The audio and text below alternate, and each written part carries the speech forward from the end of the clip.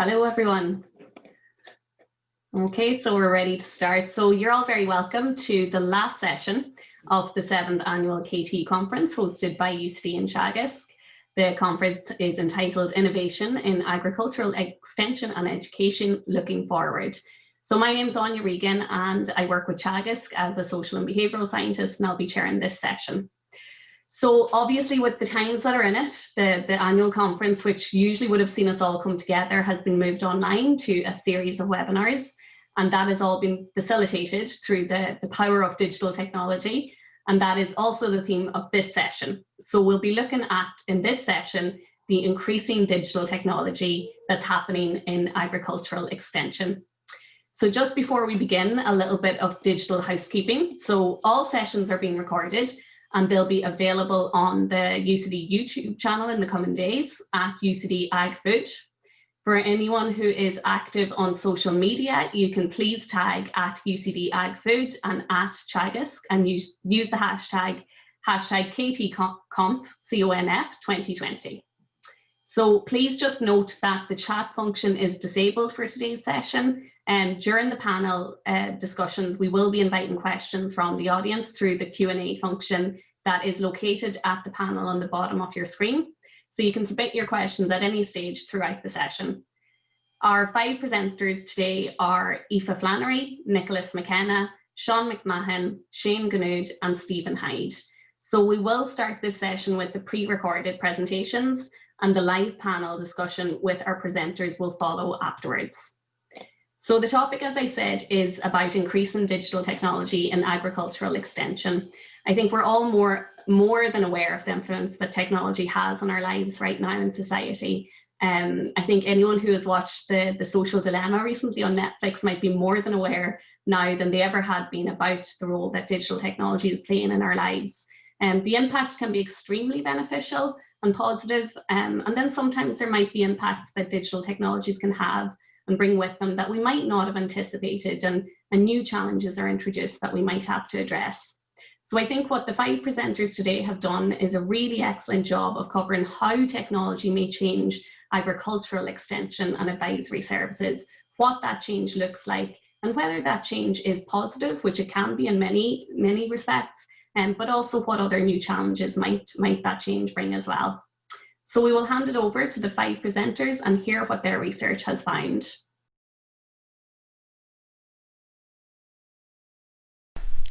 Thanks, Anya. Our first presentation for today is by Aoife Flannery, and her study looks at increasing the use of digital tools by advisors. Hi, my name is Aoife Flannery. I am delighted to be kicking off the Digital Technology in Agricultural Extension section. My research study is looking at enhancing the use of digital advisory tools by farm advisors. I am located in the Oak Park Advisory Office in County Carlow. My supervisors are Dr. Tomás Russell of UCD and Mark Moore of Teagasc. My research is being funded through the Fair Share programme. Fair Share stands for the Farm Advisory Digital Innovation Tools Realised and Shared. The aim of Fair Share is to improve agricultural advisors' use of digital tools and services to enable better uptake of digital technologies. My research objectives are as follows. Number 1, to examine the level of digital advisory tools usage by farm advisors. Number 2, to investigate the attitudes and perceptions of the advisors on the use of digital advisory tools. And number 3, to develop recommendations to agricultural advisors to utilise digital advisory tools to improve knowledge exchange within agriculture. The agricultural community is facing critical challenges such as sustainability and food production. Electronic data generation, analytics and communication technology have the potential to enable better decision making on farm. Digital can also benefit human factors such as labour shortages and isolation. With some members of the agricultural community experience high levels of isolation due to COVID-19. The increased uptake and new reliance on technology has generated a number of research projects. These projects will feed into my methodology to help me reach my objectives. I am using this Teagasc Advisory Digital Survey as secondary data. This survey was carried out in May 2019 by my supervisor Mark Moore. This survey was used to generate ideas and gaps in the research for my other methodology. I carried out a survey with 2 Teagasc regions in April on the topic of virtual discussion groups. Teagasc are currently running a survey with clients on their use of technology and digital communication. I carried out this survey with clients in my region. In the last few weeks, I've completed a survey generated by Fair Share leaders. The Fair Share survey was carried out by advisors within Teagasc and advisors registered with the Agricultural Consultants Association. This survey examined digital tools usage by advisors and advisors' opinions of digital tools.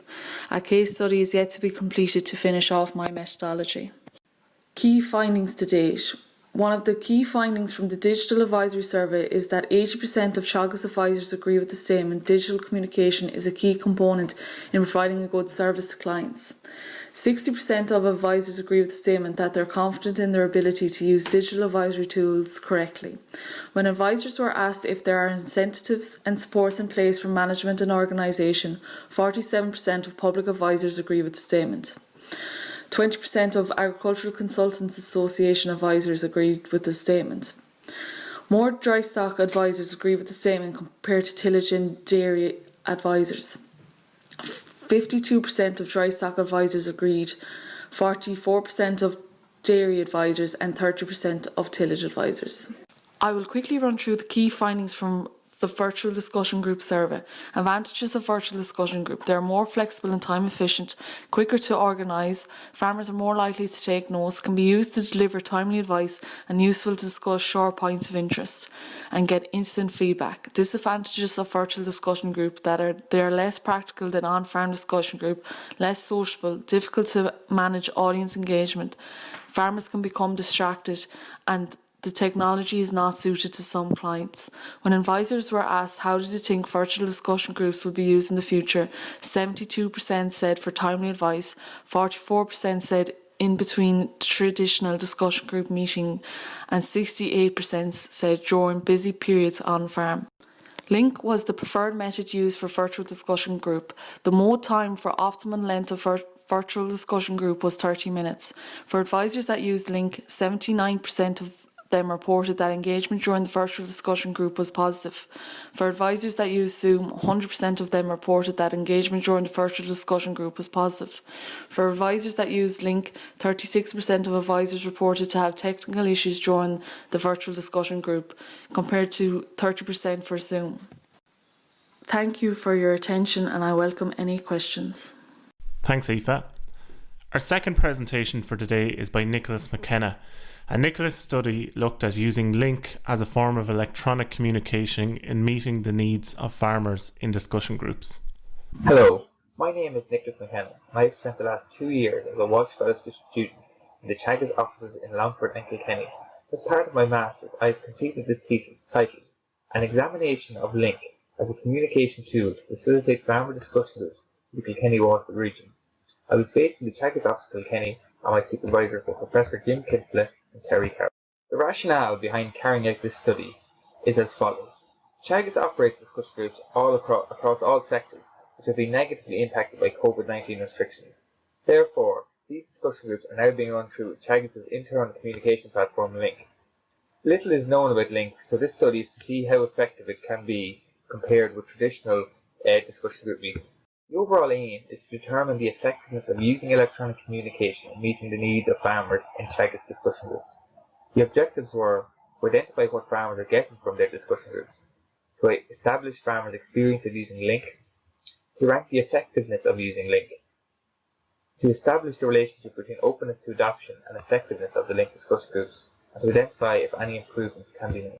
The main methods used in this research were questionnaires with 2 advisors in the Kilkenny office who ranked each of their discussion groups across a number of criteria. This allowed for the relative strongest and weakest groups to be chosen for the study. The second method was observation. This is where the 4 discussion groups chosen were observed during their discussion group meetings and the nature and level of interaction of the participants was recorded. The final method was the post-discussion group survey with the 58 farmer participants to establish their feelings towards how effective the Link discussion group meetings were. This is an example of the observation sheet used. We can see the entry and exit times, contributions of the advisor and farmers, and the length of the discussion group meeting noted also. Key findings were as follows. 76% of farmers had no difficulty connecting to the link calls, although 56% of farmers said they had a problem hearing the conversation. 53% of dairy farmers said the technical information was as good as face-to-face, along with only 14% of dairy farmers.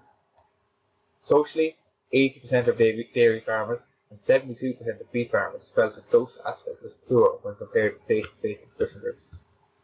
When asked would this form of discussion group work better at busier times of the year, 46% of beef farmers and just 27% of dairy farmers responded yes. So this chart shows the main benefits of linked discussion groups according to the farmers involved, with 36% saying keeping contact was the main benefit. 24% felt it was saving time, with 16% feeling that the main benefit was less travel. The other benefits mentioned were convenience, having a guest speaker, getting up-to-date information, and the fact that there is no risk infection. This chart shows the main weaknesses of the linked facilitated discussion groups according to the farmer participants, which were social interaction, with 50% of the farmers mentioning this. 26% said the lack of practical element, and 12% stating the background noise was the main weakness. The other weaknesses mentioned were others are quiet, conversation can be hard to follow, and poor coverage. This table shows the key findings from the observational phase of the study for the two beef groups. We can see that the average attendance for the beef groups was 57%. Average contributions made by the farmers during the meetings were 20, with 2.14 contributions made on average by each farmer. 7 farmers in the perceived weak group made 0 interactions. The length of the meetings was 54 minutes on average. This table shows the key findings from the observational phase of the study for the two dairy groups. We can see that, on average, the attendance was 77%. Contributions made by the farmers during the discussion group meetings were 55, with each farmer, on average, making 4.47 contributions. No farmers from either group made 0 contributions, and the discussion group meetings were 67.5 minutes long on average. To conclude, it can be said that chat with linked facilitated discussion groups were effective in keeping discussion groups together, keeping contact, passing information, and overcoming the difficulties associated with COVID-19 restrictions. However, linked discussion groups may not be the future. Farmers in general did not think this form of discussion group would work better at busier times, and that they would prefer to get away from their own farm. Linked discussion groups done the job at the time, considering the circumstances, but the lack of the practical element and social interaction ultimately means farmers did not find it as effective as face-to-face discussion groups. The recommendations of the study are as follows. To Teagasc, the study recommends that advisors carry a simple audit of their discussion groups. This exercise may allow the advisor to see what can be done to strengthen their groups. Another recommendation is that Teagasc could use the link as a way of contacting large groups of farmers about schemes or deadlines. This can be done very easily, and is a great way of disseminating large amounts of information to farmers at short notice without having to organise an event or meeting. The study also recommends using the observational method on face-to-face discussion groups to determine the level and nature of interaction of farmers here. Thanks, Nicholas. Our third presentation for today is by Sean McMahon, and Sean's study looked at the use of social media as an aid to the uptake of grass management.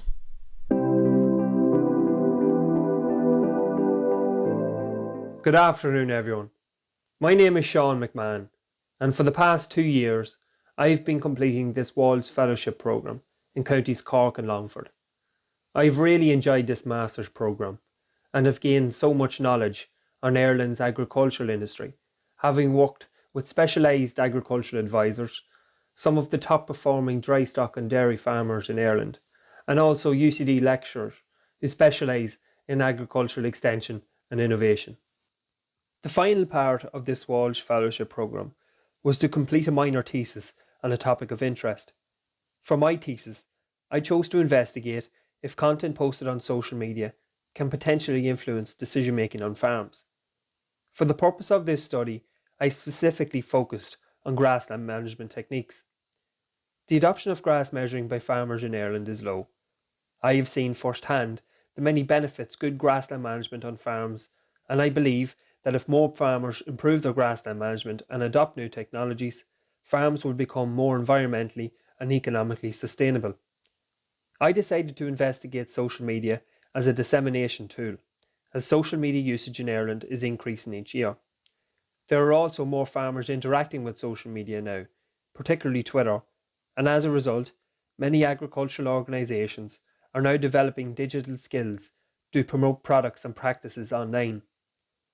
The aim of this study was to investigate how agricultural organisations such as Teagasc effectively promote new technologies and practices to farmers through social media. To address this research question, I needed to understand how farmers interact with social media and what, if any, barriers affect farmer engagement with social media posts. In January of this year, I set up a Twitter account for the Teagasc Roscommon Longford region to promote local events and activities, and also to collect data for my research. During June, July and August, I created and posted grassland management content in the form of text, pictures, videos and Twitter polls to establish what type of content farmers engage with. To investigate potential farmer usage patterns, content was also published at 3 specific times, 9 AM, 12 PM and 6 PM, to establish if time of day content was posted at affected the number of engagements. 2 Teagasc social media administrators were also interviewed to investigate potential barriers affecting farmer engagement with posts. The 2 social media administrators in question were the Grass 10 and Pasture Base Ireland Twitter account administrators. Finally, 28 active farmers on Twitter were identified and invited to participate in an online questionnaire to investigate why farmers use social media and what information, if any, they look for. A response rate of 85%, or 24 farmers, was achieved. The results from this research found that social media content can influence decision making on farms. As many as 63% of participants sought grassland management advice from Teagasc Twitter accounts. 79% of participants had implemented innovations discovered on social media on their farm. 41% of innovations implemented were grassland management related. The type of content farmers engaged with the most on Twitter was picture content. Picture content was easier to consume, while dry matter content published by Teagasc was the most popular form of information searched by participants.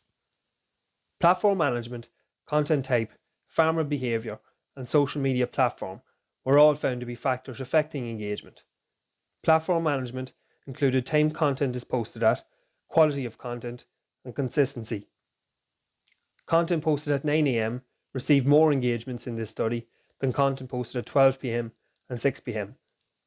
Content type included posting visuals as opposed to text. Farmer behaviour was found to be a barrier, as farmers often use Twitter to share opinions, and these can be both positive and negative, which can affect how farmers engage.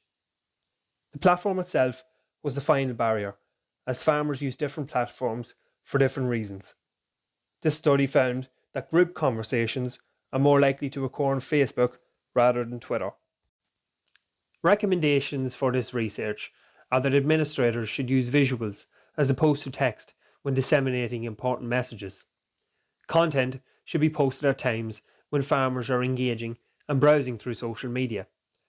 Administrators should examine content on a regular basis using Twitter analytics. And finally, information that farmers are looking for example dry matters, should be posted on a more regular basis. Thank you very much for your attention. Thanks, Sean. Our fourth presentation today is by Shane Ganood. Shane's study looked at the use of Facebook for knowledge exchange in commercial agricultural extension. My name is Shane Ganood. I work full-time as an agronomist advisor for Jigrin and Sons, who are an agricultural merchant based in Rathborough, County Offaly. I also work on a part-time basis on the home farm, which is based in Tullamore, County Offaly. It's traditionally a suckler to beef farm, also some breeding ewes on the farm.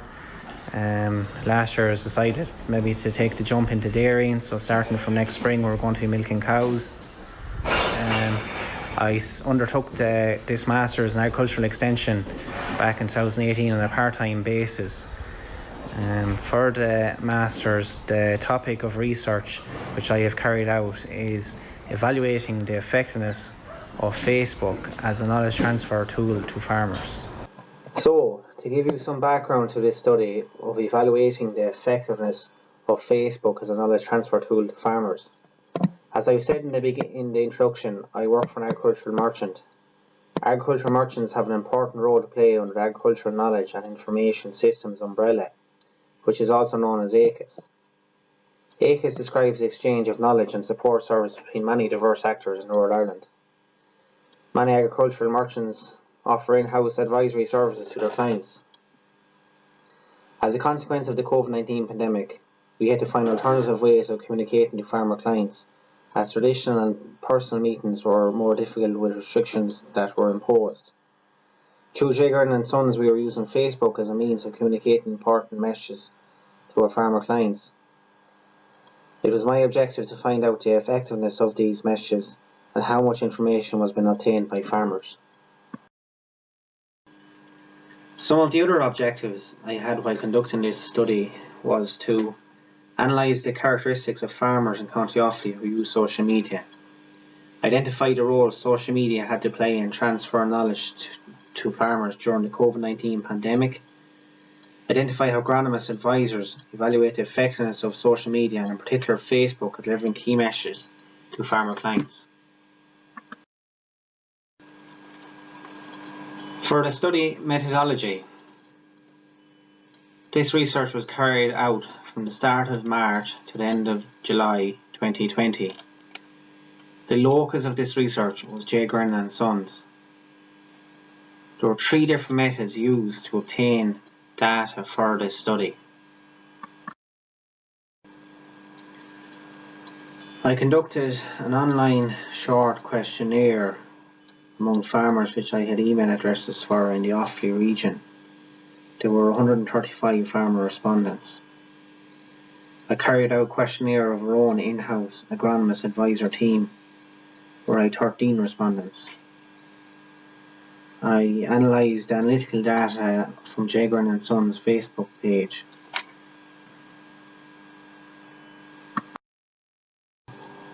Some of the main findings I obtained from this study.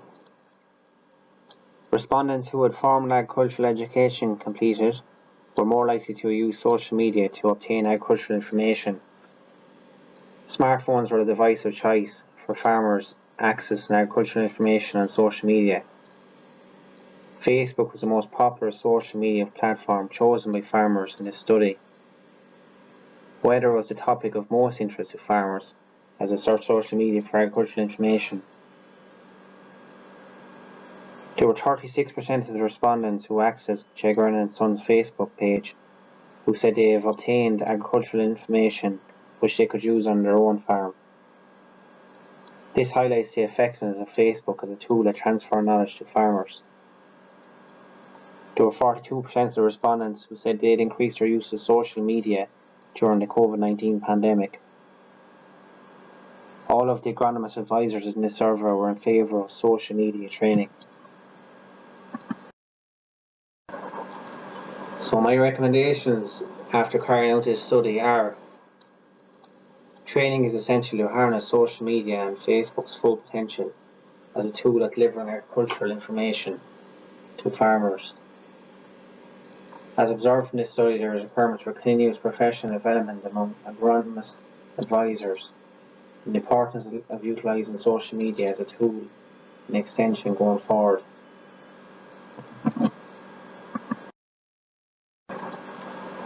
Thanks very much. Thanks, Shane. Our final presentation today is by Stephen Hyde, and Stephen's study looked at farmers' engagement with agri-tech, in particular apps. Hello everyone, my name is Stephen Hyde and I'm finishing my Masters in Agricultural Extension and Innovation in UCD. My thesis focused on farmers' engagement with smartphone technology and mobile apps. But before I begin, I'd like to thank my supervisors, Dr. Tomas Russell of UCD and both Dr. Anya Regan and Dr. Ursula Kenny of Teagasc. Thank you for all your support throughout the entire year. Just a bit on study background and why I chose to conduct this research.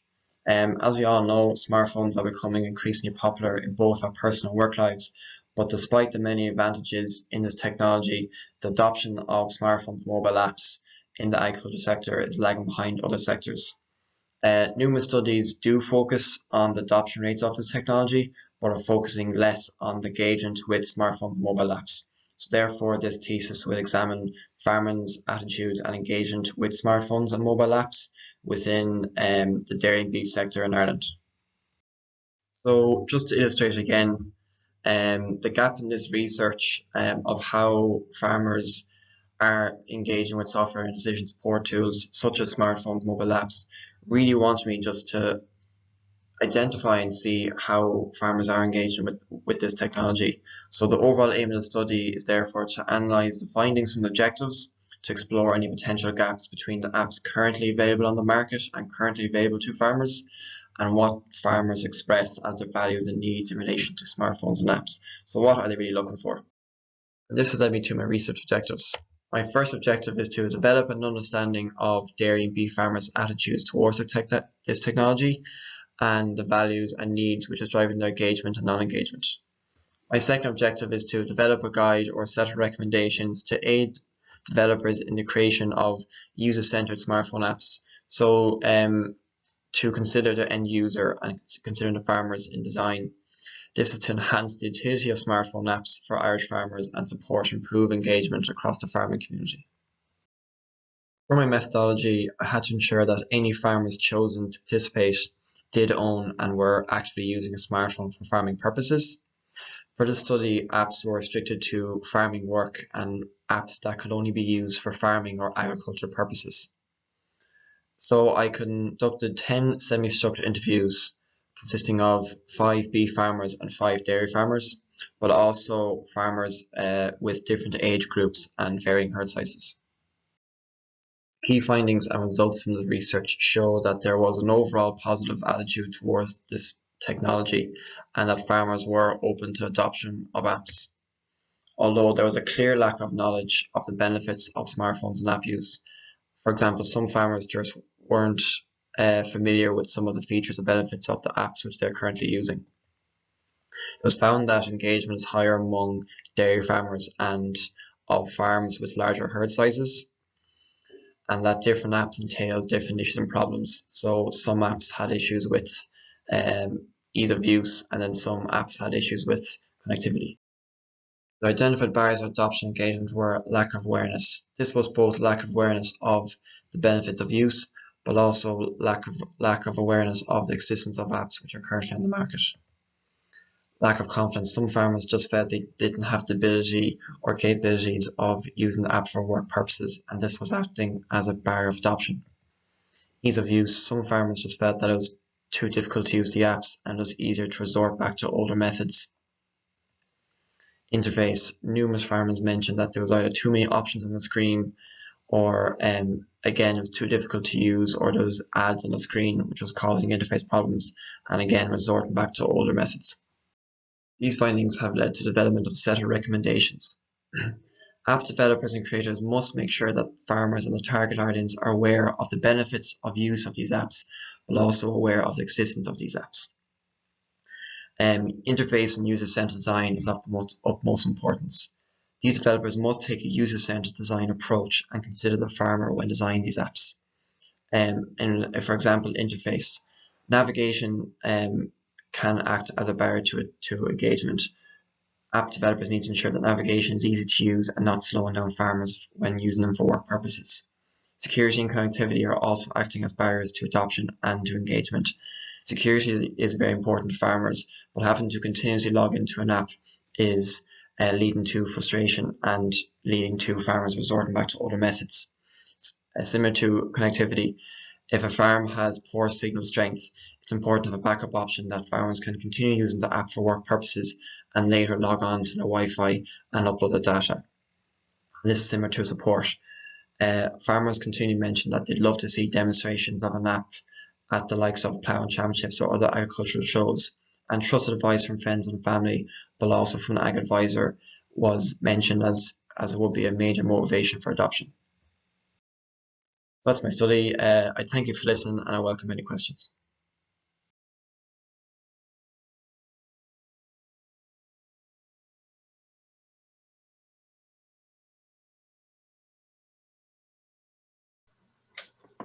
Okay, so we'll just ask all the panelists to turn on their videos and mics. So just while you're doing that, first of all, thank you and well done to the 5 presenters. I think you're all we put a feedback there. We're okay. I think you're all very true to your research topics anyway. The novel ways you chose to present your research with your video clips and your live recordings and voiceovers. You made it a really engaging session, so thank you very much. Just while we are encouraging everyone again to submit your questions through the Q&A panel, and we'll take a few of those questions and present them to the panel. So just while we're waiting for a few more questions to come in, I suppose first of all, something to think about for the whole panel. I'm going to start with a fairly obvious topic for the panel to think about, and that is COVID, and the fact that COVID has forced us to do things differently and to adapt, to change our day-to-day practices. And I suppose, you know, while we wait for a vaccine or a treatment to remedy, you know, the physical impacts of COVID, technology really seems to have emerged as the antidote for mitigating the kind of social and cultural impacts that the pandemic has brought about. And it seems to be the case as well, based on what you have found in your research, it seems to be the case as well that technology really has been forced upon agriculture and advisory services, and they seem to have embraced it. So my first question to the panel is, thinking about these technologies, and whether it's the virtual discussion groups that Aoife and Nicholas talked about, or the increased role for social media that Sean and Shane spoke about, or Stephen, you looked at smartphones. So thinking about these technologies, do you expect these technologies to be around long after COVID-19? And do you think these technologies will change agriculture and advisory services for better or worse? So it's an open question for whoever wants to start it off. Thanks, Sonia. I'll start off if that's all right with the rest of the panel. Yes, I was actually attended the UFRS conference at the start of the week, and Winston Churchill was quoted, "Never let a good crisis go to waste." And I suppose that is definitely true with digital agricultural and technology being used throughout the coronavirus. And Teagasc has seen a massive increase on their website as well as on their social media from farmers engaging with that. And for the social aspect, I suppose the basic payments was all carried on online during the height of the coronavirus, and a lot of advisors were reporting how the farmers were delighted with the phone call, even if it was just to carry out a scheme, to have that social connection and be like a member of the agricultural community and be able to discuss a few topics during the coronavirus. And will it be here for much longer is the question. I suppose it's well publicised that a new habit is formed after 2 months, and unfortunately the COVID crisis is here a lot longer. So it is expected that it will leave a mark on the digital in agriculture, that there will be an increased use. To the level that it was used in the coronavirus is probably not.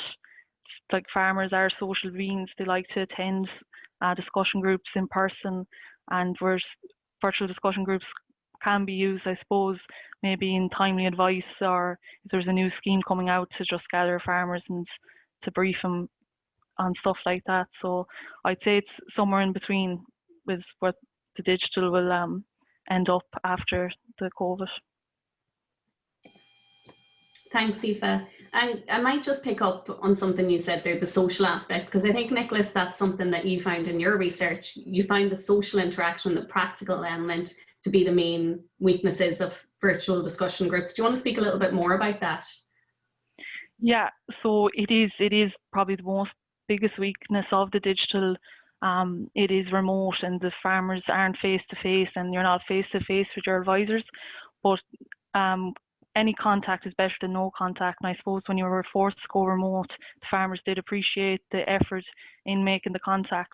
And even the advisors' language, they're trying to change it to convince farmers, we'll meet face to face on Zoom, even though it was remote, but they're trying to make sure that they knew that the social aspect would be there in the discussion groups. Great. And what about from your research, Nicholas? Did you find anything different? No, not really. Everything was kind of the similar. Farmers love to get out and about. They love to see other farms. They love to just to get away from their own was a big thing. Like that was a question I asked, and it was surprising to me, I suppose. At busier times, would you rather go on Link to do the discussion groups?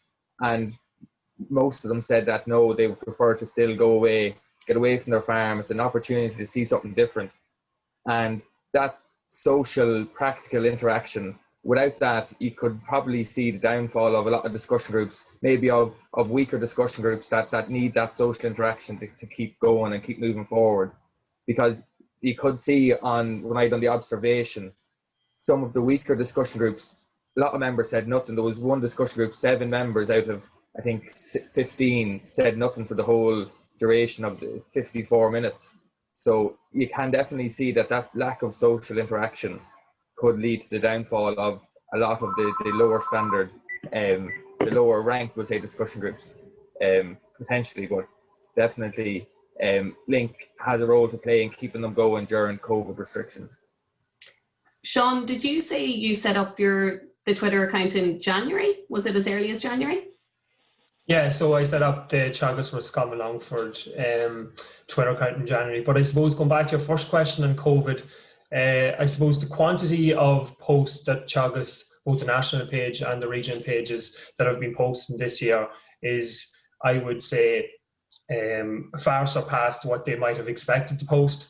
I was in Cork East last year and they were very active on social media, promoting young farmer events, grass walks, etc. So Teagasc have been active on social media before COVID, but I think COVID, in particular, when during the interviews, I noticed that the plan was for the Teagasc, Grass 10 and pasture-based area social media administrators, the plan was to do Twitter takeovers, not as many as what had happened because of COVID, but they were a huge success. And I suppose going forward, things like that, innovative things like that, such as Twitter takeovers, will be used more. So you were quite visionary. You knew what was coming down the line when you decided your master's topic and decided to focus on social media in January. So we have a question for you, Sean, actually, from the participants. So were older farmers as active with social media in comparison to younger farmers, specifically in respect to seeking grassland management advice given on social media platforms? Yeah, so of the 24 participants in my study, the average age was 35. The age of the participants ranged from 25 as far as 65. So I suppose it was a younger audience that was more active on social media and that were seeking information in terms of grassland management. Okay. Stephen, what about with your research? What did you find in comparison to that younger, older age divide? Or were there other factors that were more important, did you feel? I think it's important and kind of interesting to, I remember at the start when I was choosing my sample population of who to pick. And I guess from reading previous research and from doing a study was that a lot of previous studies were focusing on the dairy herds and the larger herd sizes and their interaction with apps. So I decided to go with both the beef and dairy industry, and like that go with both younger and older farmers. Will also go with larger herd sizes and younger herd sizes, or lower herd sizes, sorry. And I guess what was interesting, you could say, yeah, the larger the herd size, the more likely they're going to use the app. But again, it came down to the person, how willing they were to interact with the apps and how trusting they were. But I guess everything on COVID, it did push more people into using the apps more for contacting their advisors. But a lot of people did mention, a lot of farmers mentioned that the simple use of WhatsApp for contacting their advisor was actually huge, and that was kind of basis or start line for them then to move into more apps and start downloading more apps for working with their farm. So I guess overall the conclusion was that I think the dairy farmers were leaning more towards the use of the apps, but the beef farmers surprisingly weren't that far behind. They are beginning to use more apps, but also the larger herd sizes, probably with the fact that there's a large amount of work associated with the larger herd sizes, it again is pushing them into more app engagement. Great. So we have another question here from a participant. What are the top 2 or 3 ways to drive digital media engagement among farmers? Shane, you mentioned about starting with the agronomists and advisors first of all, and giving them continuous professional development. Would you see that as key, or do you think there are other factors for driving digital media engagement among farmers? Yeah, definitely. When I did my survey there from chatting, our in-house agronomist advisors there in Greenlands there, there's 15 of us there all together. They all came to the conclusion that they all needed some training on social media, basically on what way to set up posts to deliver information to farmers, and kind of come up with to see what information was been obtained by farmers, and just kind of get feedback back from farmers on what going forward, what they were what information they're looking for, which is going to help them help their business there. So targeted advice, okay. And anyone else, would you like to offer some suggestions about what are the top 2 or 3 ways to drive digital media engagement with farmers? Yeah, I can answer that one. So I think the quality of the content that Teagasc or organizations are posting is critical. If content isn't of a good quality, if it doesn't catch the farmer's attention straight away, farmers won't engage with it. The more times farmers engage with a post, the more traction it's going to gain on social media. I suppose the whole methods behind transferring to online engagement is to disseminate knowledge to a wide range of farmers.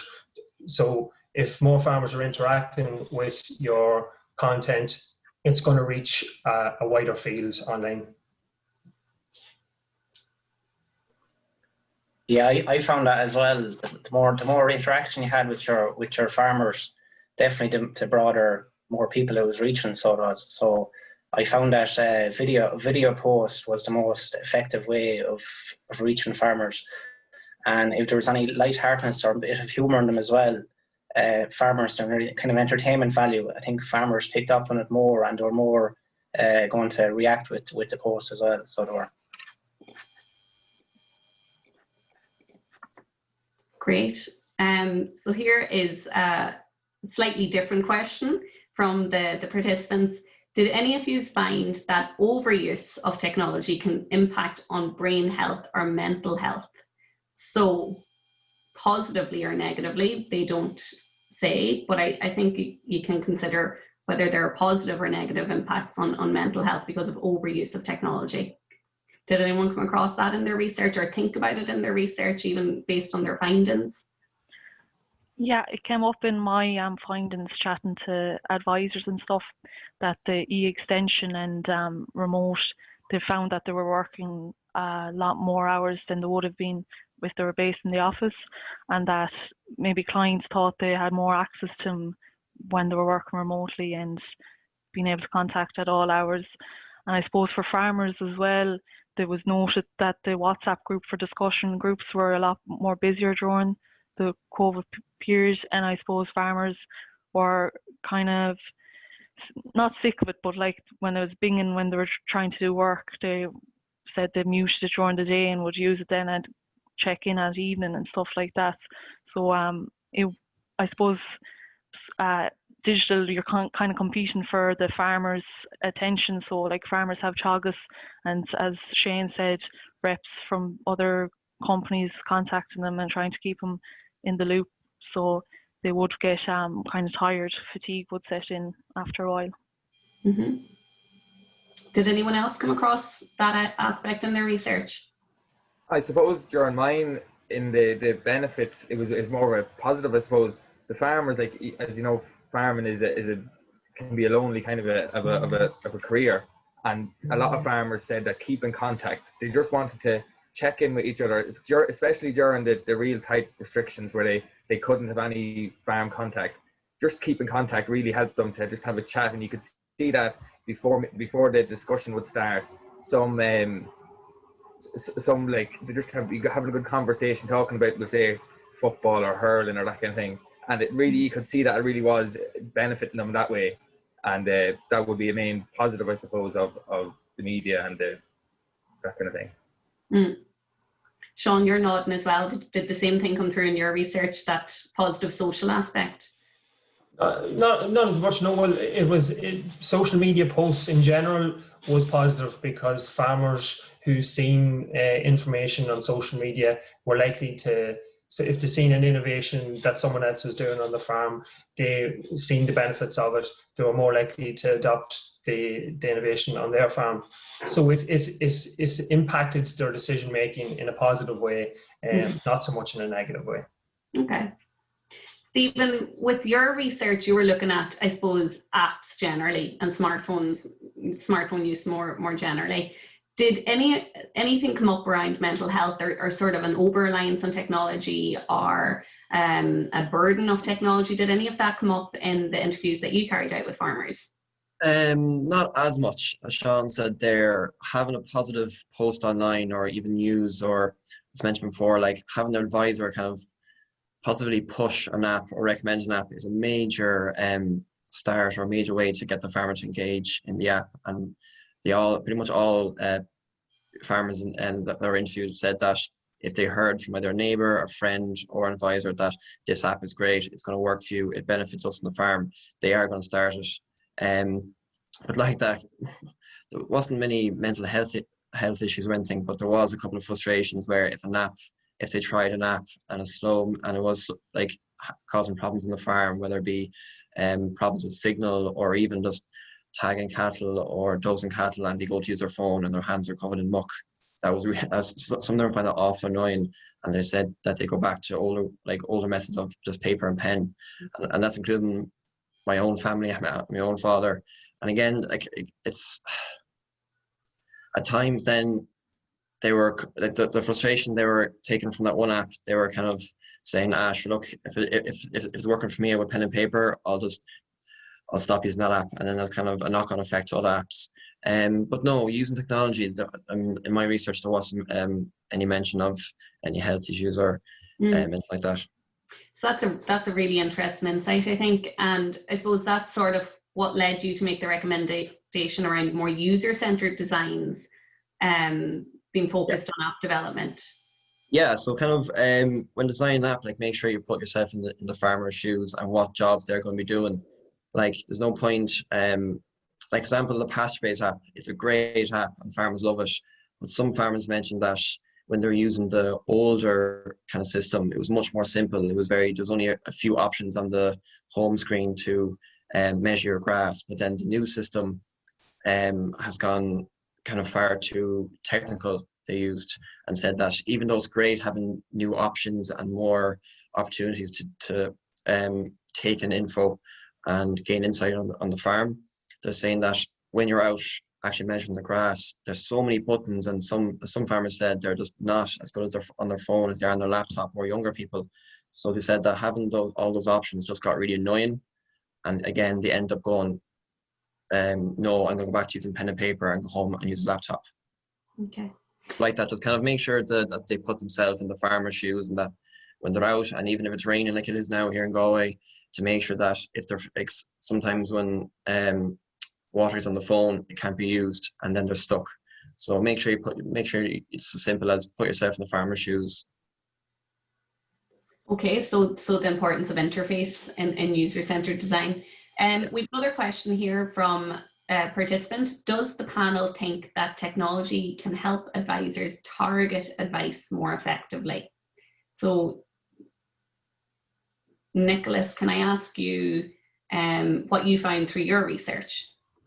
Yeah, so that was one of the recommendations that I made from mine, was that link or like remote discussion groups could be used to target large groups of farmers. Maybe, for example, on BDGP when it was running, you could have contacted 50 farmers, told them what they needed to hear straight away, and let them ask their questions without sending out maybe a note or an email and then answering the same question maybe off every single one of them. You could have an open discussion there, short notice, without having to organise. You can't do events without having to organise small meetings. It could really be an easy way to directly contact farmers with key information at short notice. Mm-hmm. Aoife, what about the virtual discussion groups? Do you see them as a platform for targeting advice more effectively for certain groups? Yes, definitely, Anya. Like a flipped kind of learning approach where you be covering new content remotely for through the virtual discussion group, and the farmer has a chance to ask questions and chance to take notes as well. And then if the advisor can go out on farm to apply the new content that was covered, and like Nicholas said, to cover new regulations and schemes that are coming out that's very word heavy, and to cover it thoroughly and go through all the questions the farmers have, because it's usually if one farmer has the question, a lot of farmers will have the same question. Mm-hmm. That's a really interesting point. I suppose, Anya, just one point I would make is that, like, social media content can benefit the farmers, but it can also benefit the advisors. For example, throughout the main grazing season there in this past couple of months, Teagasc pages ran Twitter polls, just seeing how many farmers had too much grass and were tight on grass, just getting a feeling, were they behind target, were they ahead of target, and that gives the advisors a sense of what's happening in the region. And they can go and bring that advice or information to their discussion groups, to their one-to-one consultations, and just ask the question of the farmer, are you behind target, are you ahead of target, and give them a set of instructions that they can go to tackle the problem.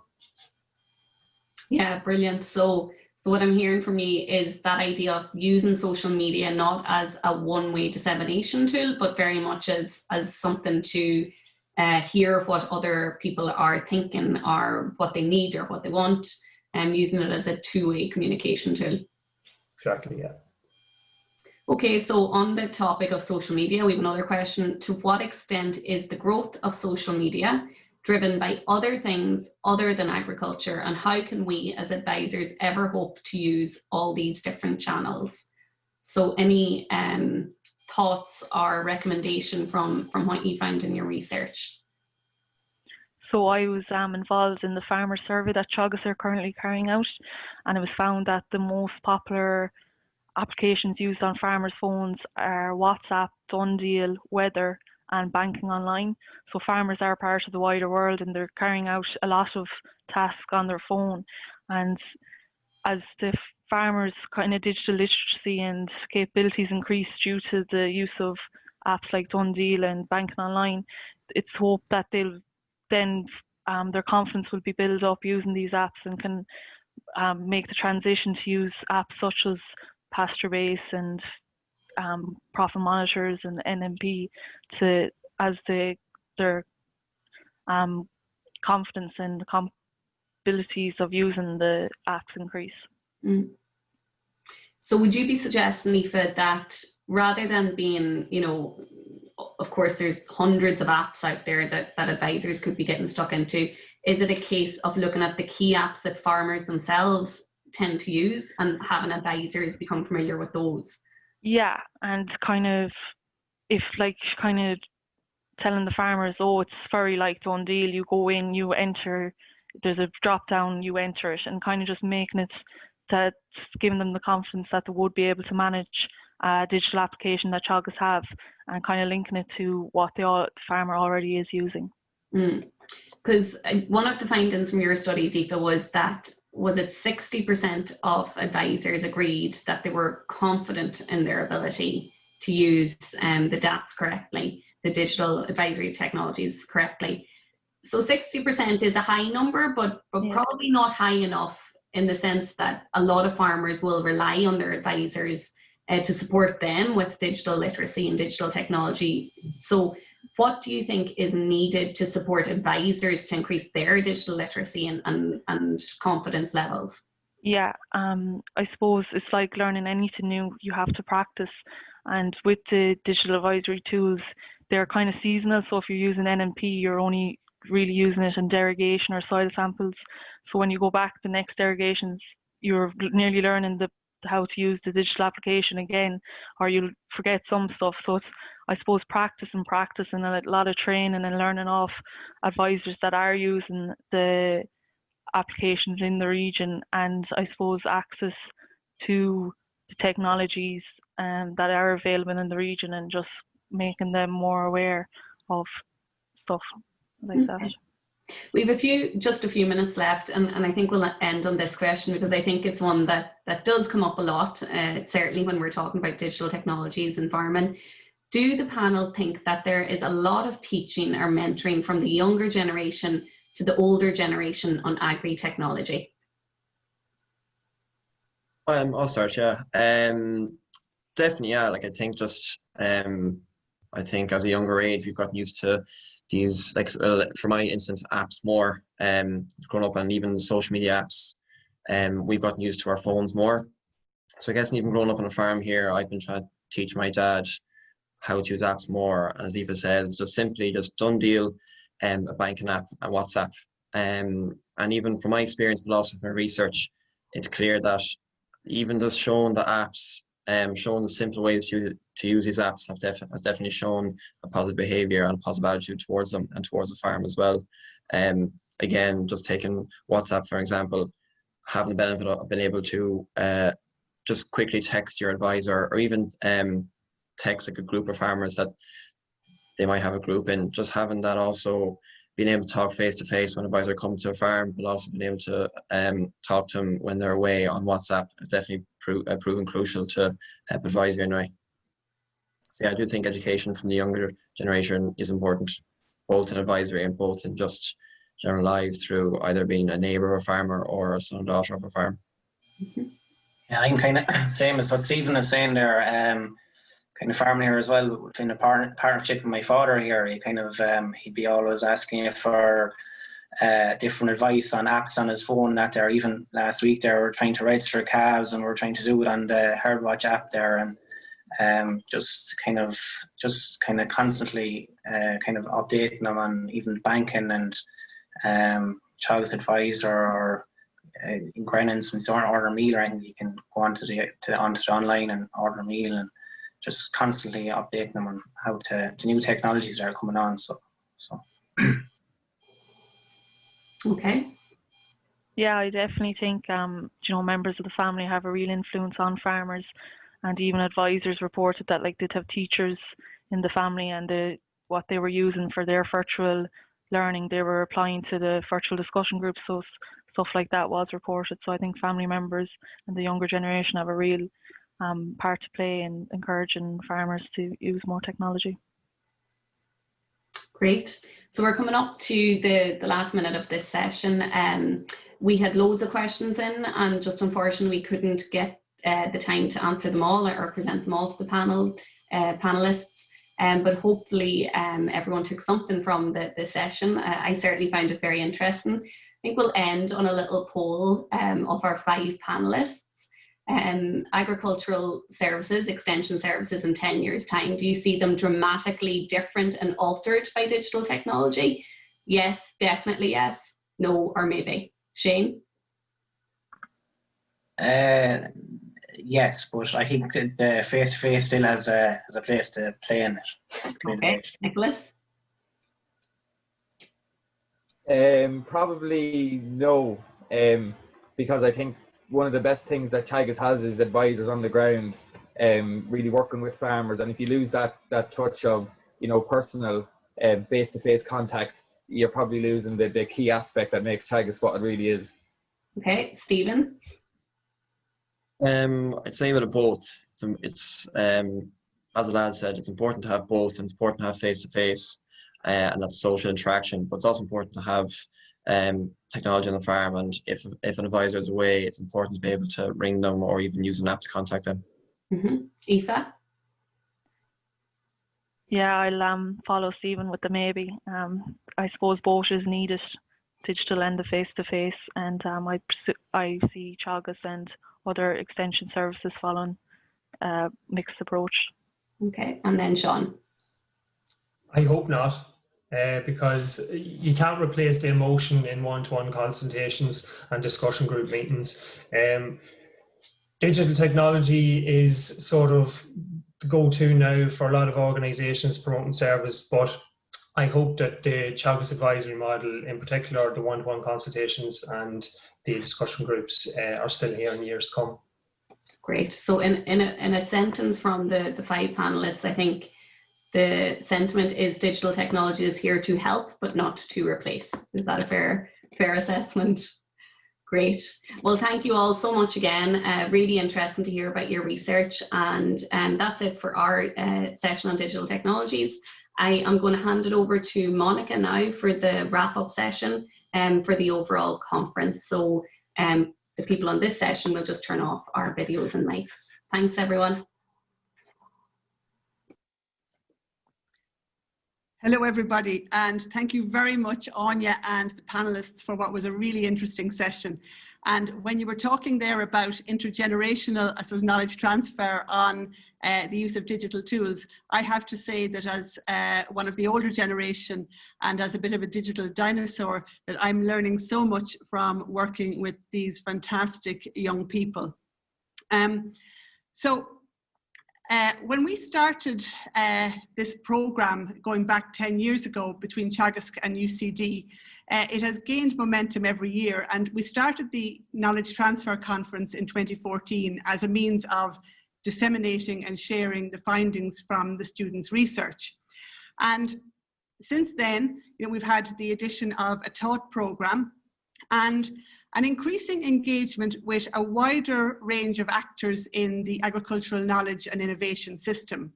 To the extent now that it's not just Teagasc and UCD, but we have involvement from people working with co-ops, people working with farming organizations, people working with co-ops, with the private sector and private consultants.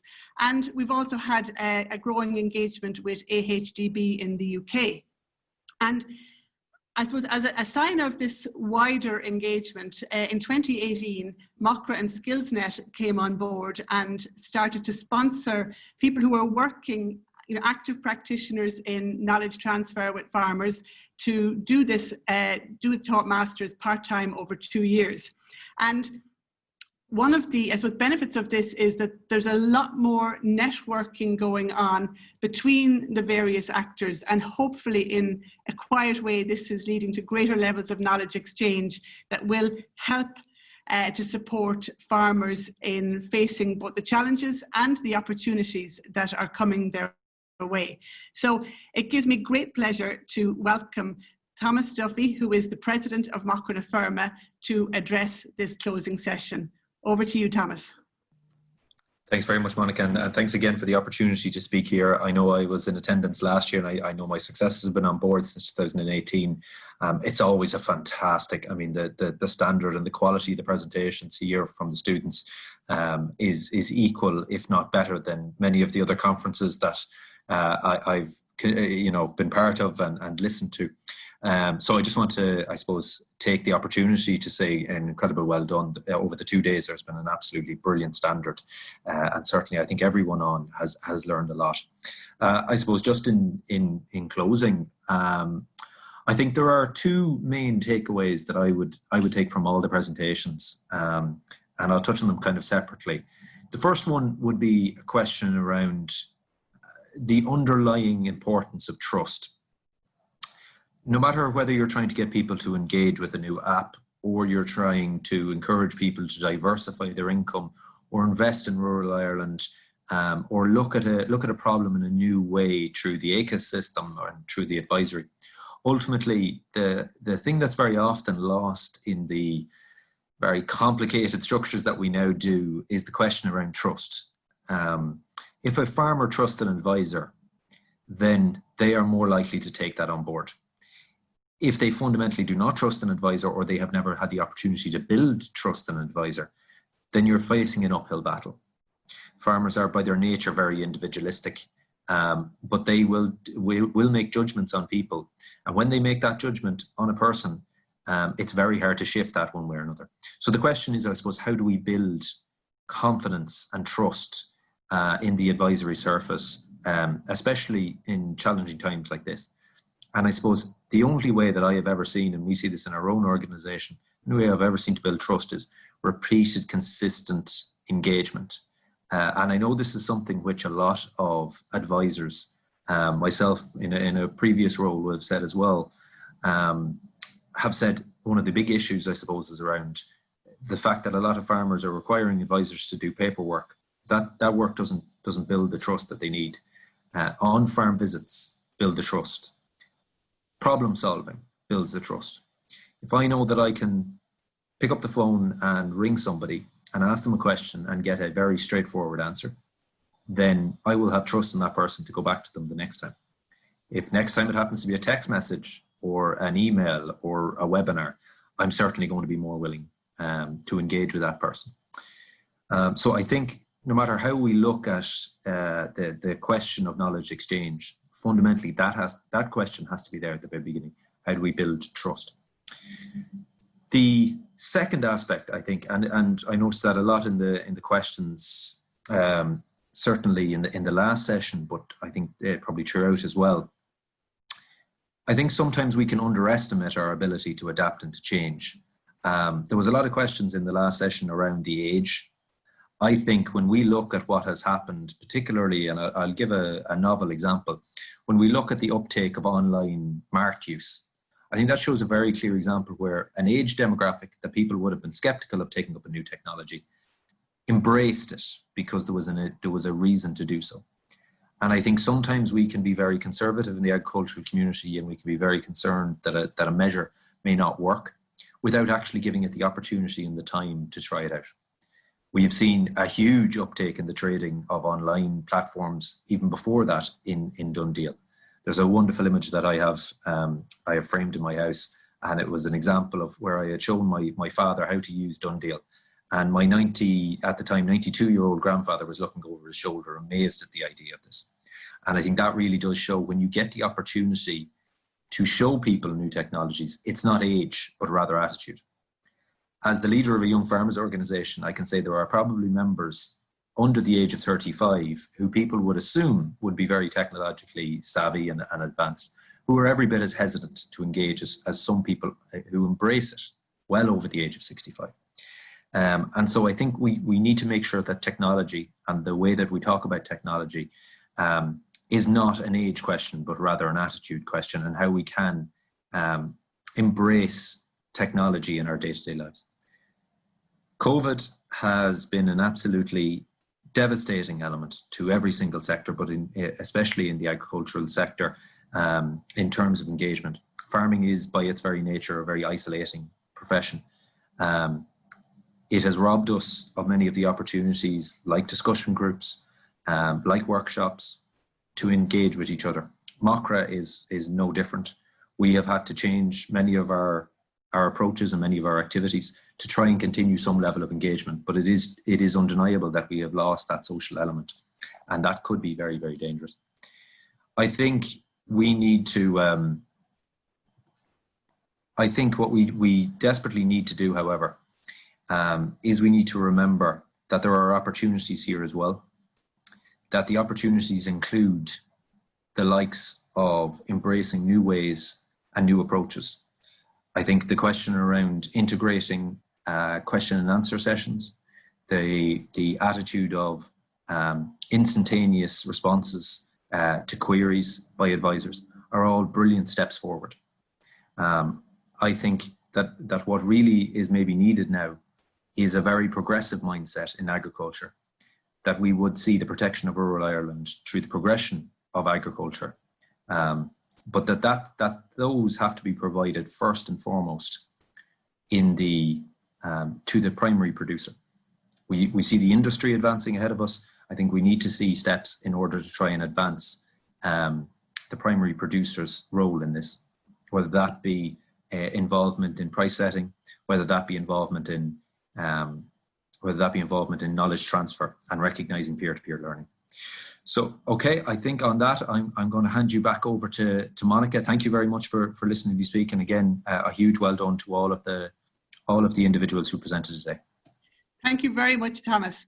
And I think that the role that Macra na Firma plays in, I suppose, giving young farmers the skills for really engaging in wider networks of knowledge sharing is something that should be loudly applauded. So I have a few more jobs to do as before we wrap up and say goodbye. And the first thing I want to do is flag to you the 2021 European Seminar on Extension Education, or the ESEE. And it will take place next June between the 21st and 25th in Ballyhaise College in County Cavan. And we hope that many of you will be able to participate in it. It's likely to be a blended event. And we would like to encourage those who presented yesterday and today to consider participating in it. The next thing I want to do is to say a very big thank you to everyone who made this virtual conference possible, especially to the students who presented, to their supervisors who have worked with them all of the time, to all of the session chairs and the co-chairs, to Professor Jerry Boyle for opening, Professor Tom Kelly for his keynote address, but also for the vision that he had, which has been instrumental in this program, and to everybody in the Knowledge Transfer Directorate in Teagasc, and of course to Thomas for the closing. And there's three very special people I want to mention whose work behind the scenes needs to be loudly applauded. Liz O'Sullivan in Teagasc, and Valerie Abbott and Henna Kinsella in the School of Agriculture and Food Science here in UCD. Their calm efficiency and their organisational skills made this conference possible. So a very, very big thank you to them. Now, my last task is to announce the winners of, we have some prizes and winners to announce. And I first want to say a big thank you to the three judges who had to make some very difficult decisions. And those three judges are Magella Maloney and Pat Clark of Teagasc and Anne Markey of UCD. And I shall just share a slide here. The overall winner for the best presentation over the 2 days goes to Tom Lawton for his presentation on labour management, on HR management on Irish farms. And we hope to have Tom on live in a moment. And then there are also three presenters who have been nominated to go forward to the Teagasc Walsh Scholars National Conference on the 5th of November. And they are John Maguire, Kevin Marr and Sean McMahon. So well done to everybody. But I want to say that all of the presenters are winners. They've done a fantastic job and I think we are all very, very proud of them. So I'm not sure if we've managed to get Tom Lawton on. I think we have. So Tom, will ask you to turn on your microphone and your camera, and a big congratulations to you. So Tom, maybe one question to you, and as a bit of inspiration to everybody listening in. What's the most enjoyable part of your research to date? Thanks a million, Monica. Geez, I wasn't expecting any prizes or anything like that. So absolutely delighted. I suppose the most interesting thing is, for me, you know, I do love working with the farmers, and, you know, I suppose, as I outlined in my own presentation, I suppose managing people is probably one of the most problematic areas for farmers, and if I can help them and maybe produce some guidance that'll get them further down the line to be able to do that, you know, that obviously means a lot to me, and be able to help others. Okay, well done. Well, big congratulations again. And I think you're hitting on a really important point there. Maybe the key to really good extension and ag education is liking the farmers. And when you like people, it's much easier to build relationships of trust and relationships for knowledge exchange. So we won't keep everybody any longer. I want to say a really big thank you to all of the people from around various parts of Ireland and the various parts of Europe and other parts of the world who have been with us here today. It's really made for an enriching and lively discussion. And hopefully next year we'll be able to have some element of face-to-face, but we probably will still keep up some element of the virtual, because it has worked really, really well in terms of getting discussion going and people being able to engage from different parts of Ireland and different parts of the world. So My last task is to wish everybody a very good weekend. Stay safe, stay well, and stay talking, and keep learning. Thank you very much. Goodbye.